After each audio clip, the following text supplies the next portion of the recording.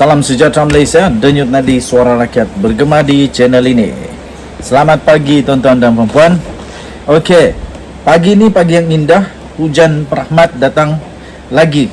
Harap-harap tak banjir lah.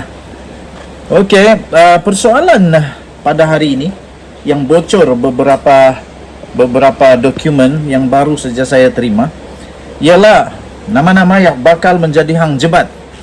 Bakal menjadi hang jebat melawan hang tua UMNO. Tapi sebelum itu saya ingin ucapkan terima kasih. Saya ingin ucapkan jutaan bilion terima kasih kepada semua yang sudah tekan butang subscribe. I love you all. Terima kasih kepada yang semua sudah join member. Bagi yang belum, tolonglah tekan butang subscribe dan join member kalau anda berminat. Saya alu-alukan kerana tahun ini kita akan mulakan pemberian goodies, giveaway, souvenir dan banyak lagi tanda penghargaan kita kepada member-member dalam channel ini yang terpilih. Okey, so tekan butang subscribe, komen, share dan join member. Nama-nama yang disebut-sebut sebagai boleh menjadi kerusi, mendapatkan kerusi, merampas kerusi nombor 1 UMNO yang disebut-sebut adalah Tok Mat Hassan, Khairi Jamaluddin dan Hishamuddin Tun Hussein. Dan pastinya, of course, yang akan mempertahankan jawatan adalah Zahid Hamidi. Baik, soalan saya, pada pendapat kamu, di antara 4 nama ini, Tok Mat Hassan, KJ dan Hishamuddin, siapakah yang berpotensi paling besar untuk menjadi Presiden UMNO yang seterusnya? Tapi sebelum itu, tuan-tuan dan puan-puan, Zahid Hamidi telah berjaya untuk membuktikan bahawa dia mampu untuk membuatkan UMNO hidup semula, membawa UMNO tetap relevan. Dengan beliau berjaya menjadi sebahagian daripada kerajaan semula. Kerana itu kredibiliti beliau meningkat semula, malah tahap keyakinan UMNO kepada Zahid Hamidi tiba-tiba melonjak semula. Dan ramai penganalisis politik, pemerhati politik berkata bahawa dengan keadaan tersebut, kerana situasi tersebut, kali ini Zahid Hamidi tiba-tiba sukar untuk digugat semula.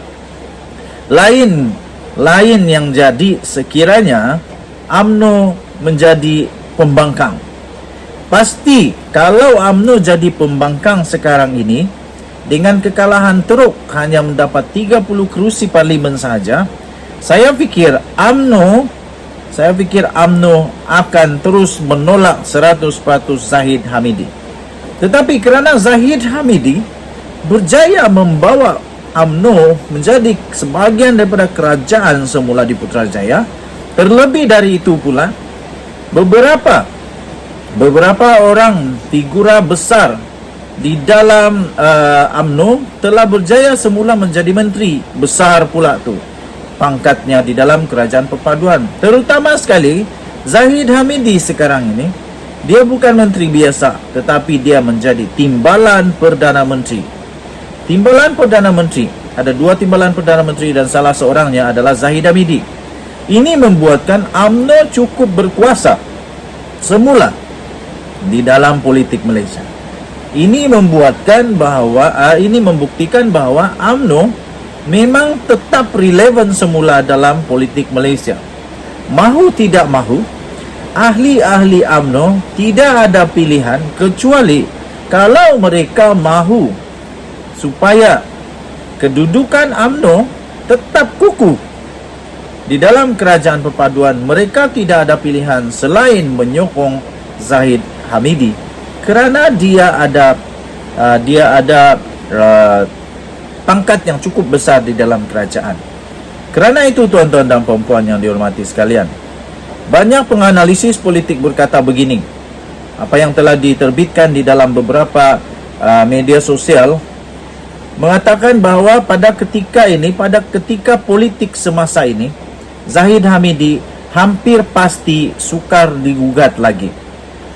Pertama, kerana akar umbi yang memang sudah mulai percaya semula kepada dia. Kedua, bukan sahaja akar umbi yang menyokong Zahid Hamidi sekarang ini, tetapi kerajaan perpaduan pun sama-sama menyokong secara langsung atau secara tidak langsung, secara kelihatan atau hanya sekadar secara moral, secara falsafahnya, Zahid Hamidi ada sokongan sekarang. Biarpun pemilihan parti, pemilihan UMNO mungkin bakal hanya dilaksanakan selewat-lewatnya pada Mei tahun ini, tahun depan, Mei tahun depan, tahun ini. Namun timbul persoalan ada atau tidak pemimpin yang mahu membawa watak hang jebat bagi mencabar kedudukan presiden semasa sekarang ini, yaitu Datuk Seri Dr. Ahmad Zahid Hamidi sebagai presiden. Ini kerana di atas kertas Ahmad Zahid Hamidi hampir mustahil untuk dikalahkan kerana ahli Parlimen Bagan Datuk berkenaan ternyata bukan sahaja sekarang ini mendapat sokongan padu daripada sebahagian besar ketua bahagian dan pemimpin UMNO di peringkat akar umbi, malahan daripada kerajaan campuran atau kerajaan perpaduan pimpinan Perdana Menteri Datuk Seri Anwar Ibrahim. Malah pengaruh dan sokongan pemimpin akar umbi UMNO terhadap Ahmad Zahid Hamidi semakin bertambah apabila beliau pun telah diangkat menjadi timbalan Perdana Menteri TPM serta menjadi Menteri Kemajuan Desa dan Wilayah. Baik, tuan-tuan dan puan yang dihormati sekalian, saya fikir Zahid Hamidi pencabar utamanya hanya satu saja, iaitu Hishamuddin Tun Hussein. Itu saja. Thomas Hassan, saya fikir Thomas Hassan tidak akan menjadi hang jebat. Tidak akan menjadi hang jebat untuk masa sekarang. Tidak akan menjadi hang jebat untuk pada masa terdekat ini. Dia akan menyokong Zahid Hamidi. Hishamuddin Hussein satu-satunya yang paling berpotensi untuk mencabar Zahid Hamidi. Kenapa? Hishamuddin satu-satunya yang menang di dalam PRU yang lalu. Khairi Jamaluddin memang dia ada pengaruh, tetapi dia tidak menang di dalam PRU yang lalu. Jadi itu menunjukkan bahawa dia susahlah untuk menang dalam pemilihan.